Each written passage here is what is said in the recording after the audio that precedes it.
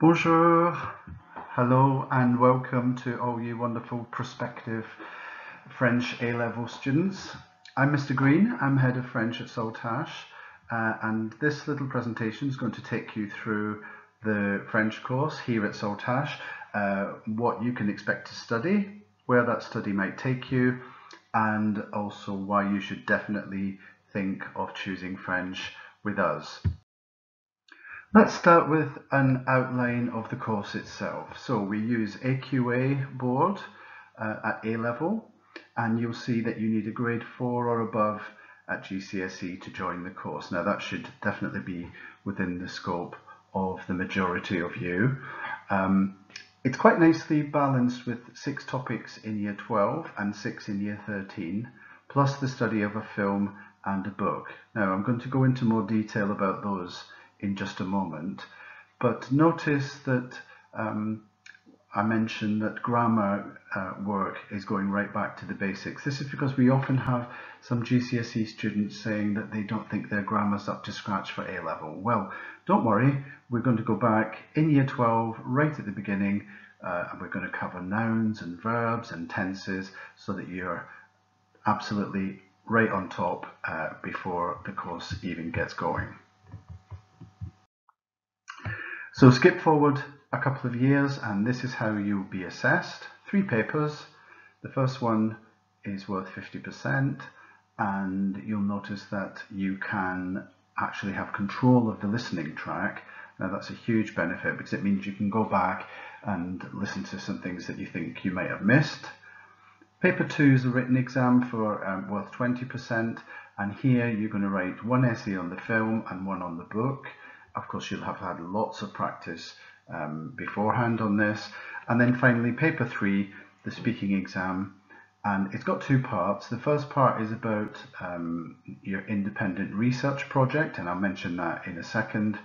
And the second part is about the cultural topics that we've studied so far. And here they are. The first one is all about the changing nature of family, the advantages and disadvantages, new trends and so on. So it's right up to date. Then we've got digital society, where is it leading, what are the dangers. We look into all of that. This is a topic that we've already touched on in year 11, voluntary work, and we'll look at where this is carried out, who gets help from it, who are the people who do it. And this topic is particularly important to me. This is patrimoine is heritage, and the French are very proud of their heritage. So we'll look at major heritage sites and how they market themselves and how that all links in to French culture. The next topic is always a really popular one about contemporary music in France and in French-speaking countries.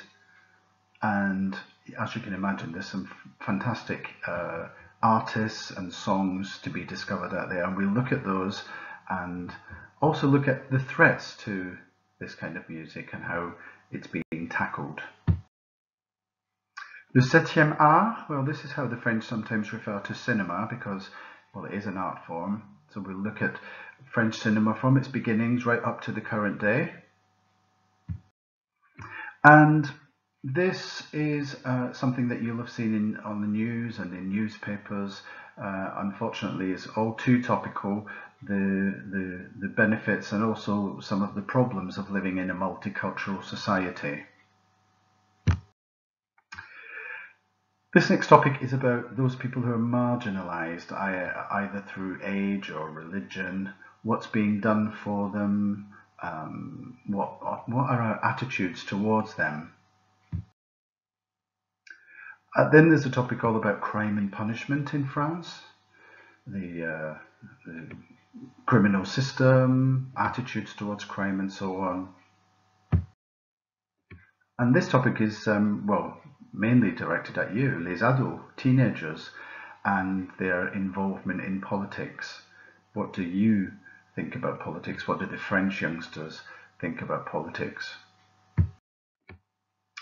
This particular topic, manifestations are demonstrations and grèves are strikes, and this is something that happens quite a lot in France.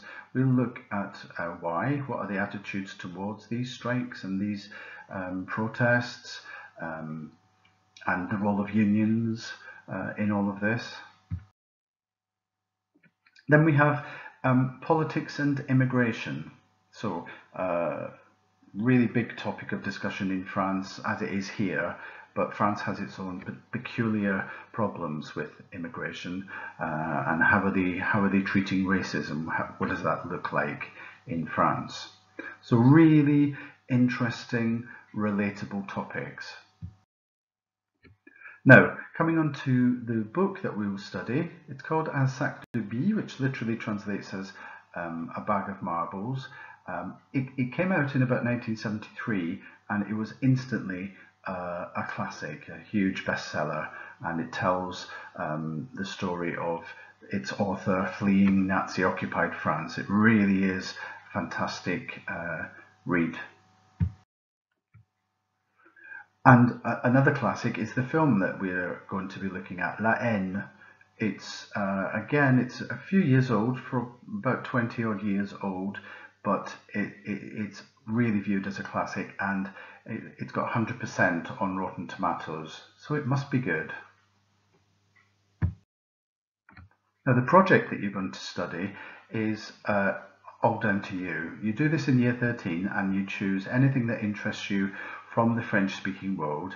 Then you'll present about this in your speaking exam. So let's say, for example, you're also studying psychology. You might want to do your project on something like mental health in France and the attitudes towards it. Pourquoi étudier le français? Why should you study French? Well, there's some very good reasons printed there on the right. I won't go into all of them, but I'll pick one of them out, which is that French is the language of art, food, dance and music. So if you're into any of those areas, then French is definitely something that you should consider studying. Translate the rest of them as homework, please. What are the skills that you get? Well, I won't read all of these. These are not just skills that will help you in your French, but of course these are going to help you in your other subjects too. And they're the kind of skills that colleges and universities and employers really look for in students or their new employees. So excellent studies to develop. What careers can you do with French? Again, there's a huge list of them. I think the thing I want to get across to you here is that it's not just about teaching and translating. There's so many other things that you can do, and they're all mentioned for you there. Now, this final slide is just showing you a list of graduates and different disciplines, and how many of them were unemployed 6 months after graduating.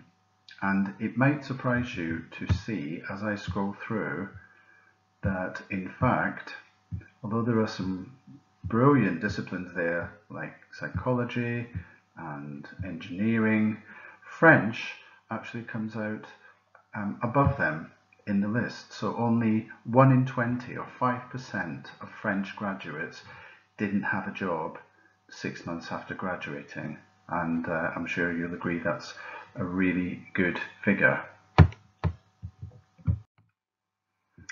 Now, that's just a whistle-stop tour of A-level French with us at Saltash. I hope you found that useful, and if you have any questions, something that I haven't answered, then please get in touch with me at the address on the screen, and if I know the answer, I'll get straight back to you. If I don't know the answer, I'll ignore your email. Thank you very much for watching and listening, and I hope to see lots of you next year. Thank you. Bye.